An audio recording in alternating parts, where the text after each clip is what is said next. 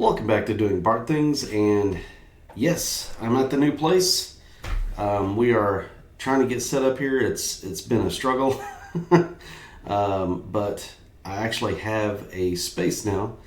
So I'm kind of excited. We're going to decorate a little bit as I get a chance and kind of maybe put some little things in the background there.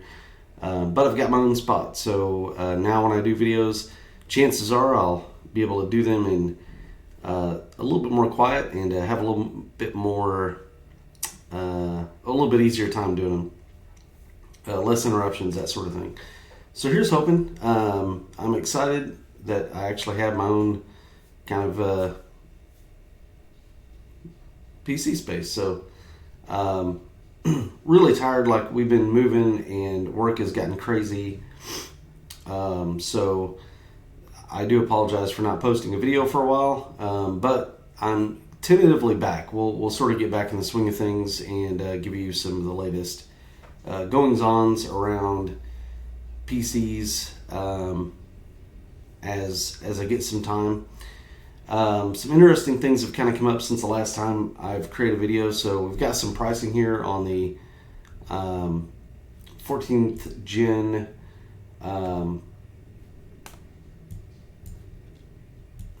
14th gen Intel parts. So if you look here, we're kind of looking at like an increase in price overall. If just going by 13th gen versus 14th gen.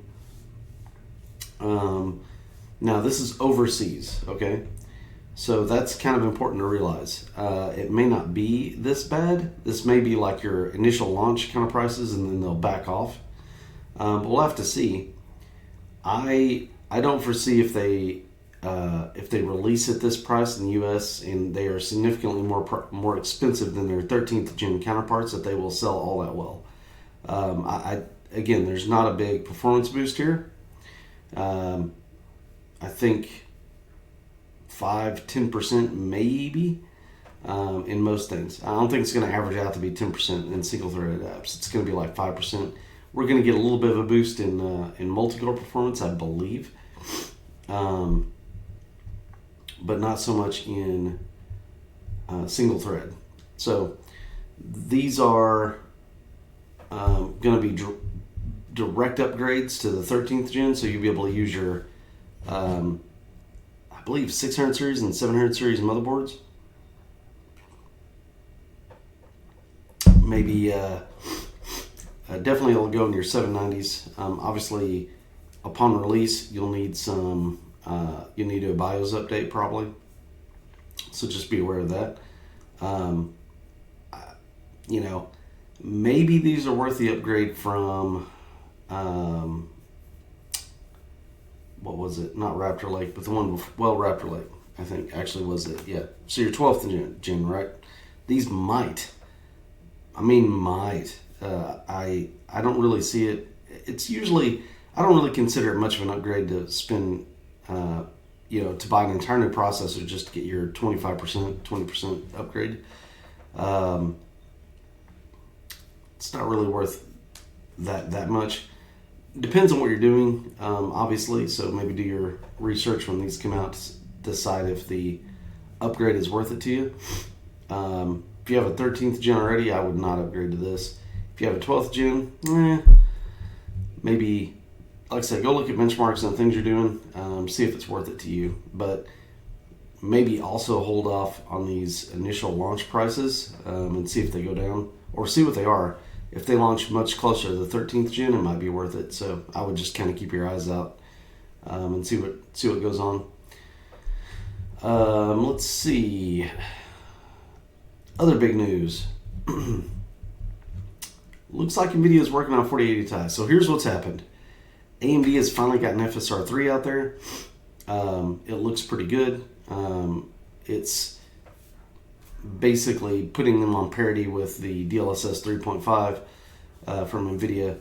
So frame generation, the thing about it is to remember, I would not suggest using frame generation on titles that are competitive. So if your response time is very important. Like with a first-person shooter or something of that nature, I would not use frame generation.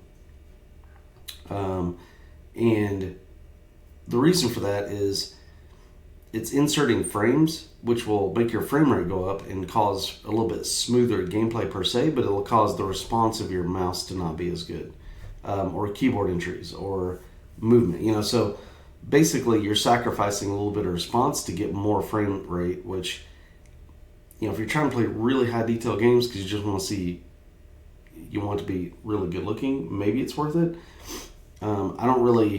I'm kind of meh on frame generation altogether, honestly. I think it was a feature that AMD needed to get parity with, because I think there are people out there who are like, oh, we gotta have that, because you almost have to have it to make ray tracing a possibility in certain titles, which ray tracing is will make things prettier, right?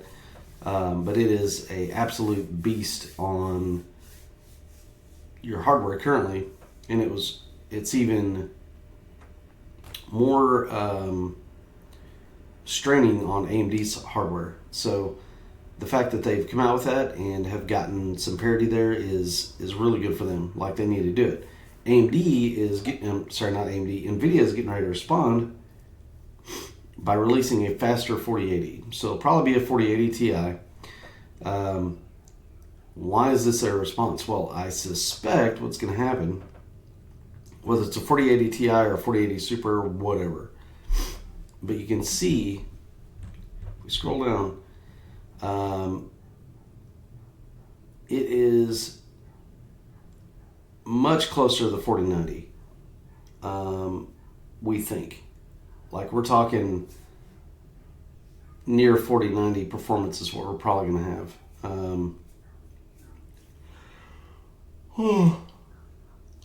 Excuse me, folks, I'm really tired from, we got moved in and I've been rearranging the house, and it's been tough. So anyway, but just looking at the GPU transistor count, or the density of the chip, it's a big chip, right? So it's going to be, I think what's going to happen, if I had to guess, it's basically a 4090. It's basically a 4090 that they're going to release for $1,200, because they could have released the 4090 for $1,200, but they chose not to. So you're going to release this card for that much. The 4080 is going to get dropped in price to about $1,000, I'm guessing, to go head to head with the 7900 XTX.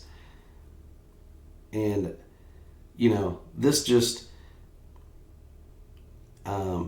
should show what I've been saying all along, which is all of these cards are massively overpriced.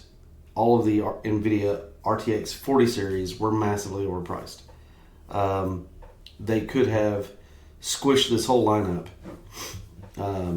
That they didn't need to release a $1,600 4090 to be profitable. And I think that the 4080 Ti will basically be like a 4090. That's what it's going to be. They'll release it at $1,200. They will shuffle the lineup a little bit, they'll reduce the price on the 4080 non-Ti edition, and so on and so forth.